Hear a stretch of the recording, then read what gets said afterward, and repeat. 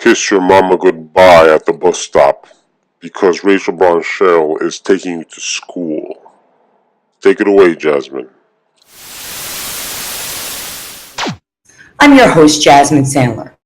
And in this episode number 2, we will be interviewing female sexual health expert Rachel Braun Scherl, aka the Vagipreneur.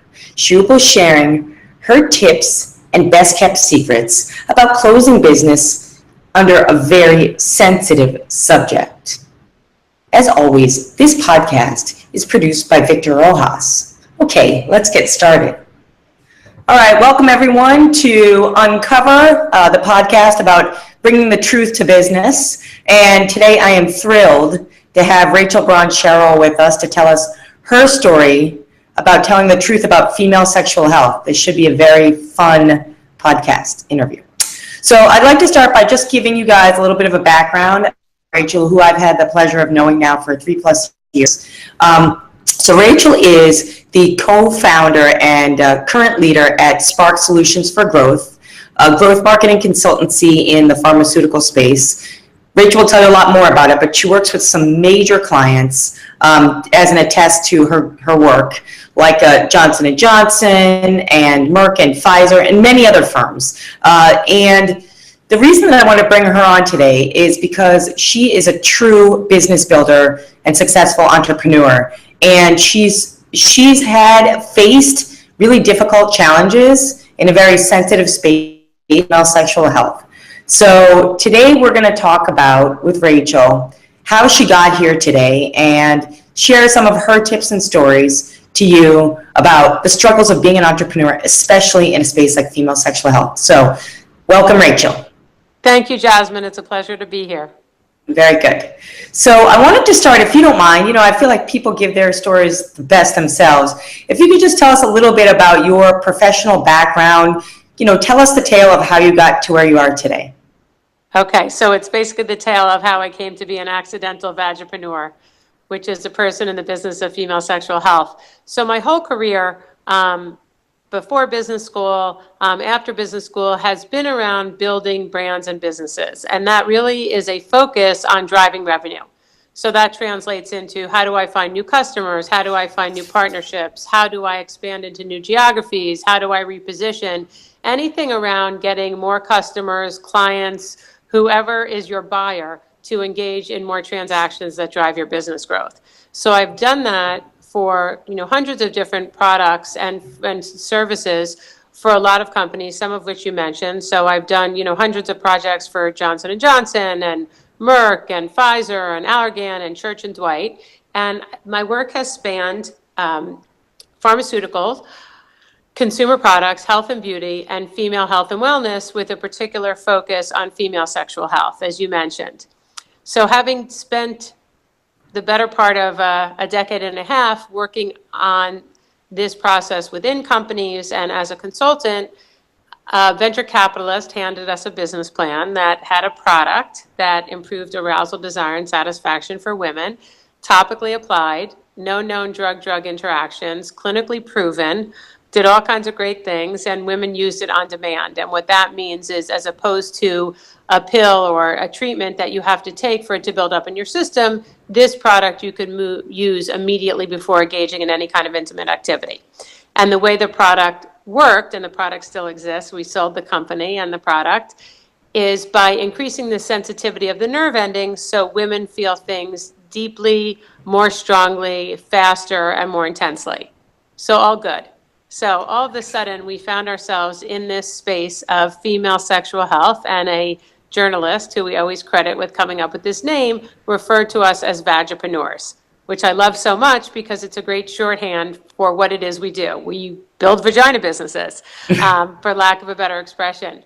So my business partner, Mary, and I spent several years building the business model, improving production, improving packaging, all the blocking and tackling you need to do with a business, but we came up with a fairly significant business challenge, which was that 99% of the media outlets, and by that I mean online, offline, radio, network, cable, you name it, said no when we said, we have money to advertise, will you take it?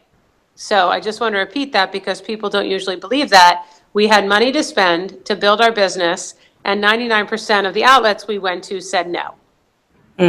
Interesting. I'd like to, that's great. I wanted to just stop you there to get a little bit more around this topic, this brand, Vagipreneur, because I think it's, so do you think it's a term that, you're branded as a Vagipreneur, right? So Yeah. is it something that you believe that people are starting to understand better, or do you get a lot of like puzzled faces, and is it something you have to explain? Can you tell us about that a little bit? Both. I usually get a brief moment of silence while they say, did I just hear what I think I heard? And then there's a laugh, and then there's a recognition because, entrepreneurship and, the word entrepreneur makes a lot of sense. And when you put Vagia in front of it, people do know what it is. That's not to say that people are comfortable talking about vaginas or businesses that are focused on female sexuality, but getting more so. And I'm right now working on this really exciting initiative, which is focused on what I'd call a whole world of vagipreneurs. I've been interviewing dozens of entrepreneurs in different aspects of female health. So that it can include arousal, it could include pregnancy, reproductive health, you name it. As my son says, if it happens in the underwear, I'm focused on it as it relates to the woman. And what I'm realizing, in addition to the fact that, it's a complicated category, is that the people who are attracted to this really have a passion for providing new solutions for women. Mm-hmm. So. Yeah. So I'm wondering how you would say doing business in the Vagipreneur space with others, to educate them in the process and help to build products in this category might be the same or different than other consumer goods businesses that you've consulted for. Can you talk about that? Sure. And I think it's a very fair question. Why is this different than the many, many other businesses I've worked in? And historically, I've worked on businesses that affect women from the tops of their heads to the tips of their toes, from, hair care, skin care, psoriasis, foot fungus, menstruation, infertility, hemorrhoids, you name it. And each business has its challenges. But in this particular case, in the world of female sexual health specifically, there's an enormous societal discomfort at every point in the discussion. So one of the big challenges is creating a conversation, both for consumers and investors, around what does that mean and is it okay to talk about it? And so I've been continually stunned and, developed a pretty thick skin about it. With the level of discomfort, we've grown up for almost the past 20 years with ads on every network during all day and all night during the Super Bowl about 4-hour erections. And there's a comfort level with that. But there's not really a similar comfort level with talking about options that make women's lives better, their sexual life better, their reproductive life better, their experiential life better. And so I find myself, and many of the folks that I've interviewed and that I've had the pleasure of working with find themselves doing, is working twice as hard to get to yes. Whether that's fundraising, whether it's distribution in a retail environment, whether it's getting advertising on Facebook. Very specifically, I was just speaking with a client earlier this week. We had trouble. We were on Facebook advertising for 3 weeks. Then I guess they decided that we did not fit in with their norms. Mm-hmm. And, that was 2010. And people say to me, how could that be? I spoke to a woman this week who said she can only advertise her content, which is really about female sexual health, on Facebook if she refers to a period as a cycle instead of a period. Now, as far as I know, and as far as I've been educated and grown up and communicated, those words are interchangeable. But somehow saying the word period in the context of female sexuality raises red flags in this big behemoth of Facebook. And we're all aware of other content that we might deem inappropriate that does get through that filter. That's interesting. I wonder if there have been times where you've confronted kind of being so direct versus talking around it. You know, this podcast is really about uncovering the truth in different situations and stories in building a business. So can you talk a little bit about any times where either you've had to soften the truth yourself, or on the other side of the table during a negotiation, you've had to get the truth out of someone else? So I would say softening is not my go-to strategy. And I wanted to share a particular circumstance when in 2008, with the financial bottoms falling out of the market, my business partner and I were in Silicon Valley raising money to talk about vaginas. And we really are talking about it from a business perspective. And we had 13 meetings in 2 days. And as you might imagine, the people in the room, all of the white men especially, continue to start to blur after some period of time. So we go into the first meeting and tried, I think, what you might call direct but not confrontational. And that we were asked, how is this product different than Viagra? And we would give a scientific explanation that Viagra works as a vasodilator and increases the blood flow. And because of the male genital system works like a hydraulic pump, when you pump blood into the system, it works. Never really got past that, never got into a conversation of the business model. You know, it was titillating. People were, elbowing each other. And our approach was very much, well, we're going to answer what they ask. Okay, so we didn't leave that meeting with any money. The next meeting we go into, the first question is about our clinical research, which we had done this fairly significant 13-center, double-blind, placebo-controlled study around the product. And so the question was, I saw in the research that there are comments about improving his satisfaction. And again, we gave a very straightforward answer, which is, the experience or the use of the product is really around her satisfaction, both physical, emotional, physiological. What we believe anecdotally is that when men were reporting increased satisfaction, it was likely a result of feeling like a more able partner or being happy that they were able to watch or contribute to their partner enjoying the experience more. Again, sort of those proverbial crickets we heard in the room. So we now have 11 more. We haven't raised a nickel at this point. And so I turned to Mary and I said, well, this isn't working. Will you give me a shot to try something just different? If it doesn't work, we'll regroup again. But I think we sort of need to change the whole tenor of the conversation. So I happen to have a $100 bill in my wallet, which is only noteworthy because I never have any cash. I do everything on a credit card. And I happen to have a $100 bill, so I consider this part of the story, divine intervention. I see the $100 bill, and I have this idea. We go into the third meeting, and I take the $100 bill, and I place it firmly on the table, and I said, here's a $100 bill. If anyone asks us a question about the category that we can't answer, if you make a double entendre or sexual innuendo that we haven't heard before, or if you say something that makes us uncomfortable and makes us blush, this $100 is yours. And then I paused and I said, she likes it more, she wants to have it more, let's talk about the business model. Very nice. And there was a stunned silence. So I don't know if you'd call that softer or more aggressive, but it was an entirely different approach after, a more traditional one wasn't working. And what I believe it did, and why we were ultimately able to raise money, is we communicated that this didn't scare us. It didn't embarrass us. This was a business. If it was fun, if it was titillating, if it was all these other things that made people giggle or want to whisper, when we left the room, that's all great. But the reason we were there was to raise money, to build a business, to return money to our investors, and while finding an opportunity to deliver a service to women that was going to improve their experience. So I found that being incredibly direct, being very comfortable with the category, being very comfortable with vocabulary that's second nature to me at this point, has really been an approach that works because it's clear we're not embarrassed. It's clear we're able to stand up and answer the questions. It's clear we mean business. We're not doing this, as a hobby. One of the things that has come up in these interviews that I've done with these other vagipreneurs is I always hear the word passion. And especially when I'm talking to female entrepreneurs, passion is often, I think, misconstrued as just being emotional.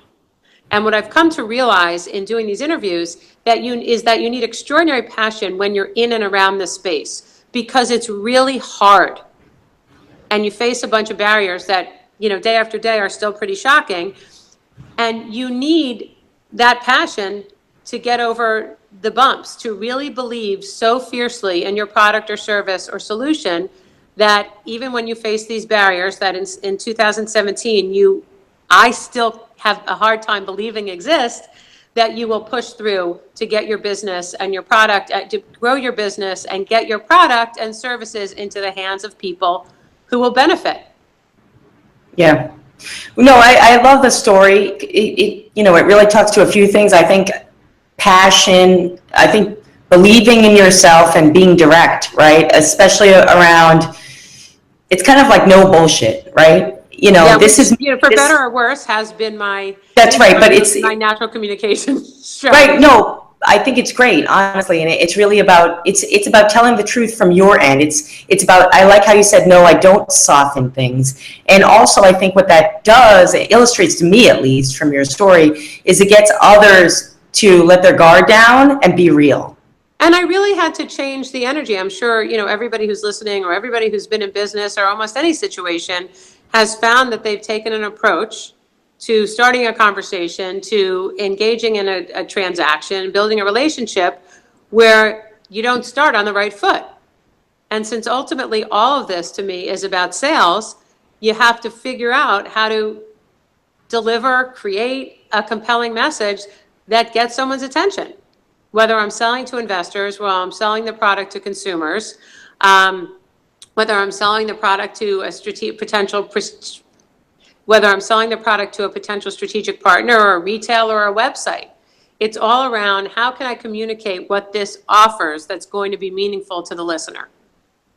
Yeah, that's absolutely right. And in the world today where everything is so competitive, it's really hard to tackle that, right? I mean, you have to stand out and you have to go a million different ways. I mean, I've had 3 businesses, and I love how you said about passion and dedication, and you keep going. Because many times I've heard people stop at the point where they're just about to hit that success point. So I think your story really illustrates that. I'd like to hear a little bit about, your mission moving forward. You talked about the interviews, and I'm excited to read those and see those. But can you tell us a little bit about your mission? Because it seems like you're in the perfect space to make a big change in a difficult industry and to help women specifically, which is great. So can you just talk about, do you have a specific mission that you want to fulfill on a personal level? So my overarching mission is that when the world changes, and we see a lot of signs that it is changing in terms of our approach and our feeling and our acceptance of the broad range of female sexuality, that I will be part of the conversation and that I will have done something to facilitate this growth. So I spend a lot of time working with startups and developing companies as well as developed companies, trying to help them build their products and services in this space. 43% of women at some point in their lives will have sexual concerns or difficulties. There are so many things that contribute to a woman's sexual health, both positively and negatively, whether it's menopause or a change in hormones after pregnancy, diabetes, obesity, stress, the side effects of common medication.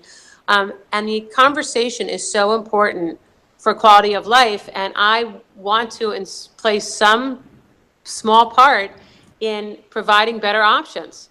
And importantly, making the conversation more comfortable. Not just for women, but also for men. We were once asked the question, what did we think was going to be the biggest challenge of building this business?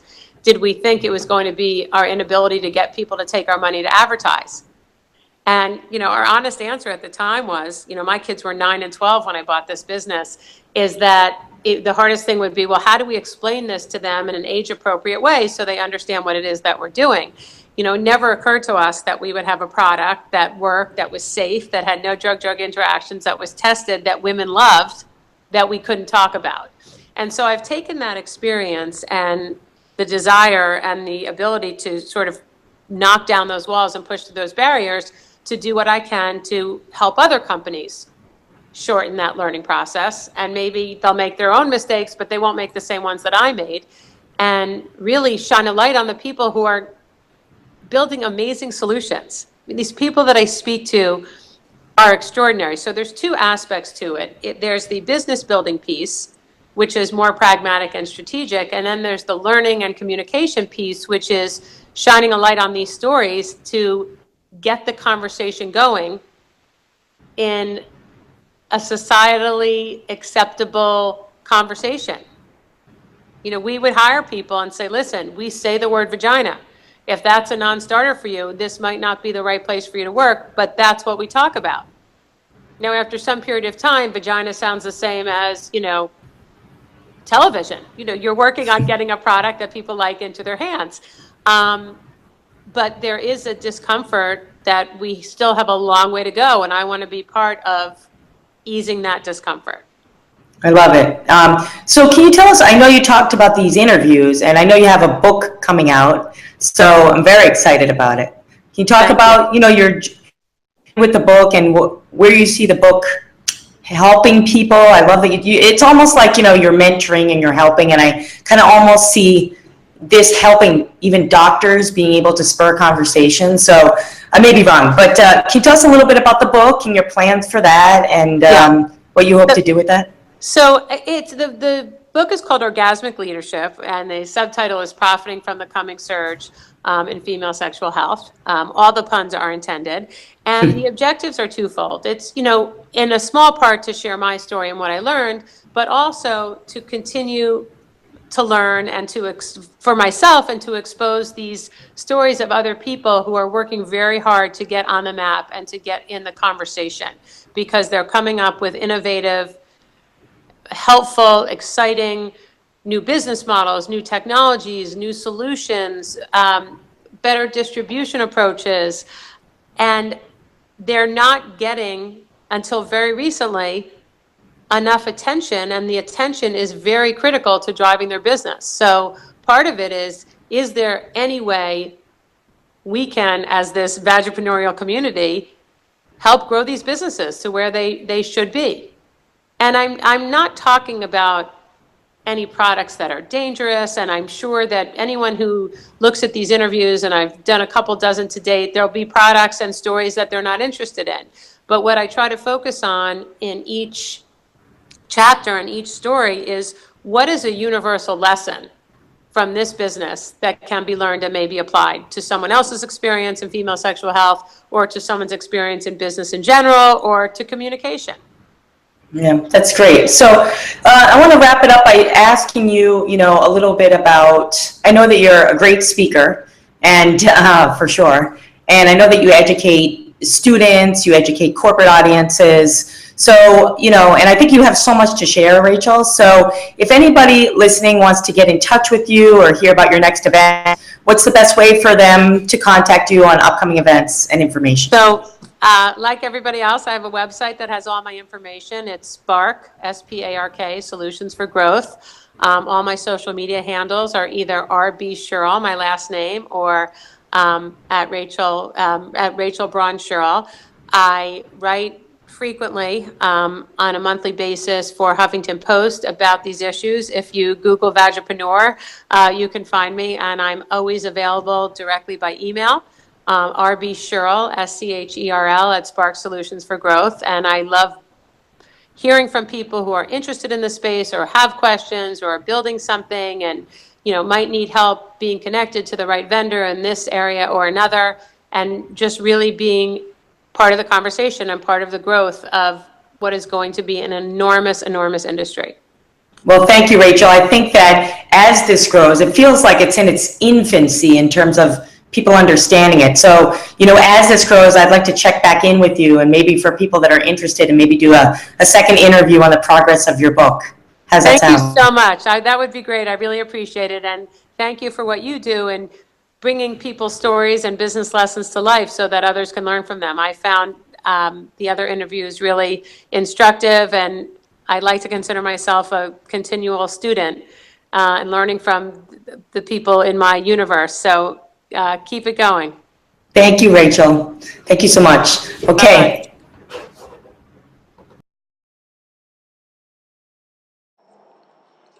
You had me at Vagipreneur.